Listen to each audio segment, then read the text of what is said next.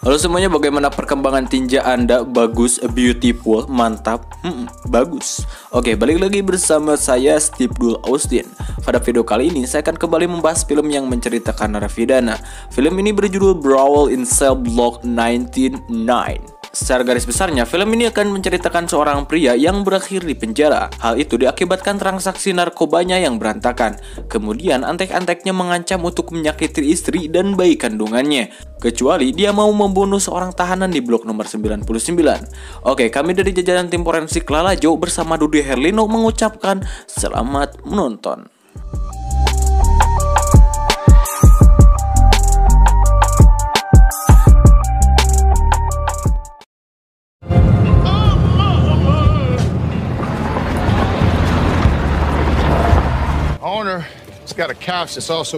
Film dibuka dengan memperlihatkan seorang pria yang bernama Bradley. Ia sendiri merupakan penggemar Saitama yang bekerja di bengkel terdekat. Entah dengan alasan apa, tiba-tiba ia dipecat tanpa alasan.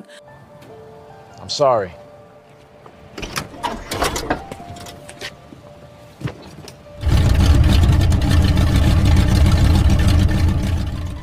Sesampainya di rumah, ia mendapati istrinya yang baru saja selingkuh. Hal itu ia ketahui dari leher istrinya yang terdapat bekas ciuman. Bagong, hari yang menyenangkan anjing. Bradley yang merasa ambuyar, kemudian ia melampiaskan rasa kesalnya dengan merusak HP dan mobil istrinya. Oke, mungkin dari sini kita diberi sedikit bocoran bahwa Bradley adalah pria yang tidak mudah menyakiti istrinya. Hal itu bisa dilihat dari bagaimana dirinya melampiaskan amarah dengan merusak mobil istrinya. Kalau gua mah pelampiasan amarah paling nangkapin kecoa, anjir, apalagi pas lagi tuh kecoa pada terbang, kampret gak tuh, menghancurkan kesunyian dalam kenikmatan kan. Lanjut. Kemudian ia mulai berbincang dengan istrinya. Oke, sedikit info, jadi istri Bradley merasa bahwa hubungannya dengan si Brad terasa hampa. Karena si Bradley tipikal orang yang dingin, dan ia juga jarang menghabiskan waktunya dengan istrinya. Oleh karena itu, istrinya memilih laki-laki lain untuk sekedar menghibur dirinya saja. Bradley yang dewasa memaafkan kelakuan istrinya dan memohon kepada istrinya agar tidak meninggalkannya. Dan ia berjanji akan mengulangi semua hubungannya. Terutama mereka juga belum dikaruniai seorang anak. Lantas istrinya menyetujui permintaannya tersebut. Tapi Bradley merasa ia baru saja kehilangan pekerjaannya, sehingga untuk kembali menafkahi istrinya dengan terpaksa ia harus bekerja di sepupunya, yaitu menjadi kurir narkoba. Sebelumnya, Lauren tidak setuju dengan pekerjaan tersebut, namun karena ekonominya sedang surut, dengan terpaksa ia membiarkan suaminya menjadi kurir narkoba. Tujuannya agar Bradley dan istrinya menjalani hidup yang lebih baik, dan hidup menjadi seperti Larry. Scene berpindah 8 bulan kemudian, di mana sekarang Bradley telah menjadi seorang kurir narkoba. Di sana ia sedang melakukan transaksi dengan pengedar narkoba. Setelah selesai, ia kembali pulang ke rumahnya. Dan sekarang ekonominya mulai membaik. Hal itu bisa dilihat dari mobil dan rumah mewahnya yang seperti rumah tetangga sebelah. Pasang wifi lagi, anjir, enak tuh kan, gue gak usah beli kuota kan. Di sana terlihat istrinya yang sekarang tengah mengandung 7 bulan. Bradley yang menyayangi istrinya menyarankan istrinya agar tidak kecapean, karena ia takut akan ada sesuatu yang terjadi pada calon bayinya. Ketika baru saja di rumah dan tidak minum Orson dulu, tiba-tiba ia ditelepon oleh Jill yang tidak lain adalah sepupunya. Ia diminta untuk datang ke tempat sepupunya. Singkat cerita, ia pun sampai di rumah sepupunya. Saat itu juga tiba-tiba datang seorang pria bersama bawahannya. Ia bernama Eliezer. Ia merupakan bos besar gerbang narkoba yang akan bekerja sama dengan Jill. Di sana Bradley sempat menolak bekerja sama dengan Eliezer karena Bradley kurang percaya dengan anak buah Eliezer, yang mana orang-orang tersebut akan menemani dirinya untuk transaksi narkoba. Namun di sini Jill meyakinkan Bradley, sampai akhirnya Bradley pun setuju. Dengan syarat Bradley yang akan memimpin pengambilan narkoba tersebut. If I say dump the package, what do you do? Saat misi mereka sedang dilakukan, terlihat anak buah Eliezer tampak kesal dengan Bradley karena ia harus mendengarkan semua perintah Bradley dan harus menurutinya juga.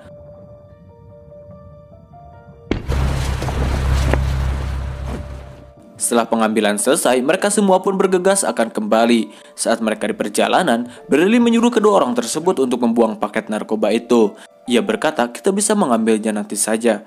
Namun mereka menolak dan menghajar Bradley. Tidak lama setelah itu, polisi mengepung kedua orang tersebut. Di sana terjadilah aksi tembak sosolotokan antara polisi dan kedua orang itu. Bradley yang telah mengetahui hal tersebut langsung menembak kedua orang tersebut. Tujuan Bradley menembak mereka ia ingin menyamar menjadi orang baik dan membantu pihak kepolisian serta menghilangkan bukti atas kepemilikan narkoba. Namun di sini Bradley pun ditangkap oleh pihak kepolisian. Pada saat diinterogasi, ternyata detektif yang menyelidiki kasus tersebut sudah mengetahui rencana Bradley, yang mana ia ingin mengelabui pihak kepolisian, dan ia harus dipenjara untuk mempertanggungjawabkan perbuatannya. I know that this is your first offense, but you're looking at 4 years, maybe 5. Lalu Lauren juga datang ke tempat tersebut. Lauren berkata, jika dirinya telah melahirkan anaknya, maka ia akan langsung mengunjungi abahnya. Namun Bradley menolaknya karena dia tidak ingin anaknya melihat Bradley untuk pertama kalinya berada di sel tahanan. Mendengar hal itu, Lauren pun mengiyakan dan berjanji tidak akan selingkuh seperti sebelumnya, dan ia berjanji untuk setia menunggu Bradley keluar dari penjara. Never make that mistake again. Hari persidangan pun tiba. Bradley dijatuhi hukuman yang cukup lama, yaitu 7 tahun penjara, dan ia sama sekali tidak membantah untuk masa tahanan tersebut. Kemudian Bradley pun tiba di sel tahanan dengan kelas penjagaan sedang. Sebelum masuk ke dalam sel, ia harus terlebih dahulu melakukan penyitaan barang-barang. Setelah melakukan itu semua, ia bertemu dengan dokter penjara yang bernama Lefty, di mana jika Bradley sakit atau terluka, maka dirinya yang akan bertanggung jawab. Kemudian dia mengantarkan Bradley pada ruang sel tahanan Bradley. Dan di sana terdapat sipir penjara yang akan mengurus Bradley. Ia bernama Andre. There's a boxing program here, a good one.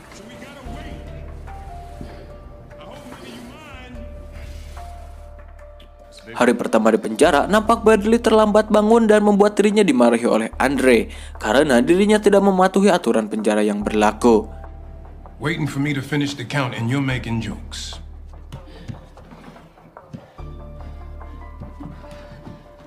Di waktu lain, Lauren ternyata mendapat penyusup yang sedang ingin masuk ke rumahnya. Tidak lama setelah itu, Lauren mendapatkan beberapa tembakan obat bius ke tubuhnya. Seketika itu, membuat tubuhnya lemas dan pingsan.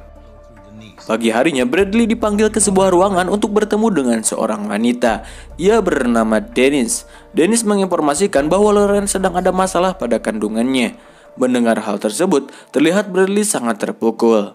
Bradley pun dipanggil untuk bertemu dengan seorang pria. Katanya pria itu adalah dokter spesialis kandungan yang telah menunggunya. Namun ternyata pria tersebut bukanlah seorang dokter kandungan, melainkan orang asing yang tidak dikenalnya. Orang itu bernama Flacid. Pada saat mereka melakukan perbincangan, hal mengejutkan pun terjadi, di mana Lauren telah disekap dan kandungannya akan diaborsi. Orang itu ternyata disuruh oleh Eliezer. Tujuan mereka menyekap istri si Bradley karena si Bradley telah gagal dalam pengambilan paket narkoba dan membuat kerugian untuk Eliezer. Untuk membayar kerugian, ia harus membunuh seorang tahanan yang bernama Christopher Wright, di mana orang tersebut berada di penjara Red Leaf. Orang itu ditempatkan di blok sel nomor 99. Jika tidak mau melakukannya, maka anak istri Bradley akan dibunuh oleh Eliezer. Sadly, I cannot guarantee if your child is. Sedikit info, Red Leaf adalah penjara kelas berat dan kejam, serta penjagaan yang sangat ketat untuk para napi yang berada pada sel tahanan tersebut. Bradley pun harus membuat kekacauan sehingga dia bisa dipindahkan ke penjara Red Leaf. Kemudian ia mematahkan tangan Andre sehingga membuat kekacauan pun terjadi di sana. Hands on your head. Now. Andre, you... Atas kejadian tersebut, dengan cepat petugas memindahkan ia ke penjara Red Leaf.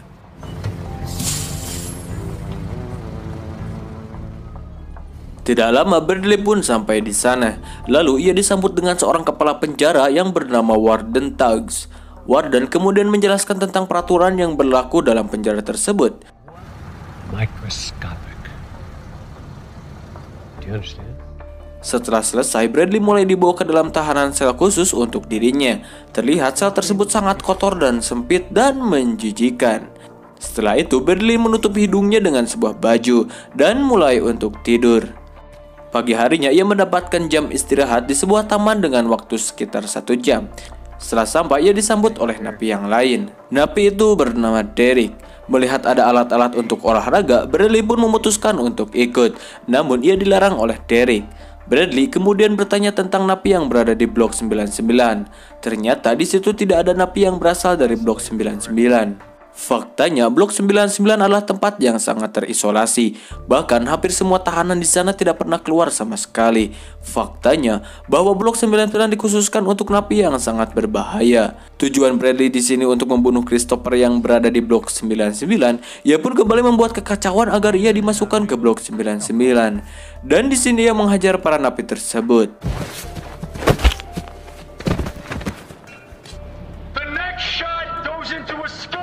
Ia juga mematahkan salah satu tangan penjaga yang ingin mengamankan perkelahian. Petugas yang mengetahui hal tersebut langsung menyeret Bradley ke dalam blok 99. Setelah sampai di sana, terlihat ruangan tersebut engap dan sangat terisolasi.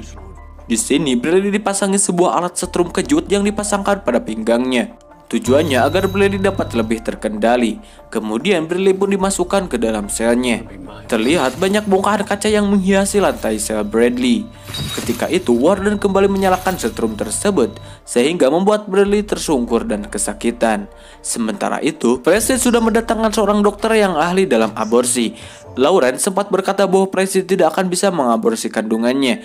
Namun Presiden berkata bahwa anaknya sangat menyedihkan karena bocah tersebut memiliki ayah yang bodoh. Oke, supaya tidak bingung saya jelaskan. Jadi sebenarnya pria yang bernama Christopher Bridge itu tidak ada. Mereka sengaja menipu Bradley agar Bradley menderita di penjara tersebut.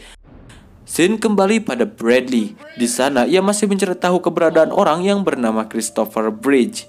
Lantas petugas sipir itu menjawab bahwa dalam penjara ini tidak ada nama orang tersebut. Dan dari sinilah ia menyadari bahwa dirinya sudah ditipu. Kemudian ia dipanggil untuk menghadap dengan beberapa tahanan. Saat Bradley masuk, ternyata di sana ada Eliezer dan anak buahnya. Oke, jadi penjara tersebut memang sudah bekerja sama untuk menahan Bradley dan membuatnya menderita. Lalu Eliezer memperlihatkan foto Lauren kepadanya. Eliezer berkata jika Bradley melukai dirinya dan anak buahnya, maka kandungan Lauren akan diaborsi dan juga Lauren akan dibunuh. Jadi tujuan Eliezer di sana, ia ingin membuat Bradley sangat menderita. Karena atas ulah si Bradley, si Eliezer mengalami kerugian yang sangat besar. Seketika itu juga Bradley langsung disiksa anak buah Eliezer. Kemudian Bradley dibawa kembali ke selnya. Di dalam sel, ia mendapatkan sebuah ide yang amazing agar tekanan listrik itu tidak mengejutkan tubuhnya, di mana ia menyelipkan alas sepatu ke dalam sabuk tersebut. Tujuannya agar tekanan listrik itu tidak mengejutkan tubuhnya. Dan saat ia dipanggil oleh sipir tersebut, Bradley langsung menghajar mereka. Di sana ia membunuh satu sipir, sedangkan yang lain diancam olehnya agar memberikan kunci sabuk tersebut. Kemudian ia menyekap balik sipir tersebut. Bradley lalu menghampiri Eliezer di ruangan yang tadi. Tak menunggu lama dan tidak ngawahan dulu, Bradley langsung membunuh anak buah Eliezer. Bahkan ia juga menghancurkan wajah dari anak buah Eliezer. Bagus ngilu. Singkat cerita, semua anak buah Eliezer pun sudah tewas. Lantas Eliezer pun mengancam Bradley. Jika saja Bradley melukainya, maka ia akan mengaborsi kandungan istrinya. Tanpa pikir panjang, Bradley langsung mematahkan kaki si Eliezer dan ia memaksa Eliezer agar membatalkan aborsinya. Ia juga merebut ponsel milik Eliezer. Francis yang mendengar perkataan tersebut akhirnya membatalkan aborsi tersebut. Dan Bradley juga menyuruh mereka agar mengantarkan Lauren ke rumah Jill. Kemudian Bradley membawa Eliezer ke dalam selnya bersama petugas penjara. Saat ia akan keluar, tiba-tiba di sana ada Wander dan bawahannya. Bradley kemudian melakukan penawaran dengan Wander, di mana ia meminta waktu untuk menunggu Gil meneleponnya. Jika permintaannya tidak dipenuhi, maka ia akan membunuh anak buahnya. Tidak ada pilihan lain, akhirnya Wander mengiyakan permintaannya. Sementara itu, Lauren sedang berada di dalam mobil Flaccid. Di sana ia akan diantarkan ke rumah Jill. Setelah Lauren diantarkan, tiba-tiba Jill langsung menembak mereka. Kemudian Jill menghubungi Bradley dan berkata bahwa istrinya sudah aman. Lalu Jill memberikan teleponnya kepada Lauren. Di sana Lauren berkata bahwa ia sangat khawatir kepada Bradley. Bradley pun meminta agar ia mendengarkan suara calon bayinya. Bradley yang masih mempunyai waktu 1 menit, lantas ia pun menggunakan waktu tersebut. Tujuannya untuk membunuh si Eliezer. Akhirnya Eliezer harus tewas dijejek oleh si Bradley, sehingga kepala si Eliezer terputus. Setelah itu, para sipir penjara langsung masuk ke sel 99, dan Wender langsung membunuh si Bradley. Oke, dan film ini pun udahan bor. Nyesek bagong, endingnya rujit lah. Oke, secara keseluruhan film ini menurut saya sangat bagus. Pantas saja diberi nilai 7 di IMDb karena memang ya keren lah. Menurut saya 11-12 lah dengan film No Country for Old Men, ya bisa dibilang mirip sih. Endingnya sama-sama kampret lah. Oke, pelajaran yang bisa diambil dalam film ini, jika hati sudah tidak bisa sabar, maka periplah adalah jawabannya. Sekian dari kami jajaran tim forensik Lala Jo dan Ariel Tatum mengucapkan hayang modal.